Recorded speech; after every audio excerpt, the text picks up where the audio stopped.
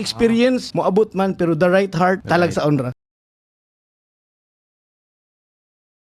Dili gid nato malikayan nga nagyoy mga tao pod niya. Siguro wala ni ta silang kilay pero makapangutana nga magunsa man mo diha nga bata pa man mo. Wala pa mo experience. Pero ako lang yung barugan permintikoy ang 1 Timothy 4:12. Nag-ingon dili nimo tanawon ug ubos imong kagalingon. Do not look down on yourself because you are young, but be an example in speech, love, and actions. Naagi times nga pangutan-on ta sa atong sortie. Ang ako ra yung masulti kay karon man gud ang time nga actually ang katibuok kalibutan if tan-aw nimo ang among henerasyon naghinihinay na gid rise up and then dili pud ta mo sugot nga maulahi pud ta sa iligan. So normally moingon ta nga mosulod ang insecurity kay gi-lockdown ta kay batanon ta. Pero ang ato arog yung matubag sa ilaha nga a fresh mind is really an asset to the community. Kanang bag-o nga pangisip, uptake nga pangisip. Ingon pa nila gahi pagtuhod, uptake pa.